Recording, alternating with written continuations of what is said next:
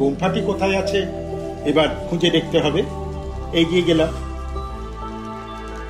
কোন দিকে যে যাই, এক সন্ন্যাসিনী এগিয়ে আসছে। জিজ্ঞাসা করা যায়। ইধার, এদিকে সাবধান, বরফ।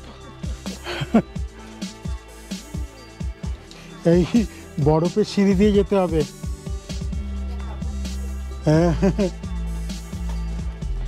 পুরো বরফের সিঁড়ি। ঠিক এই কারণে আমি এই ভিজিটকে অভিযান বলেছি। বরফ মারিয়ে যাওয়াই একমাত্র পথ হলো হাই অল্টিটিউড ট্রেকিং করা আছে। আর আমরা এখানেই পেয়ে গেলাম। এই গুম্ফার নাম থোকজে চুয়েলিং মনেস্ট্রি।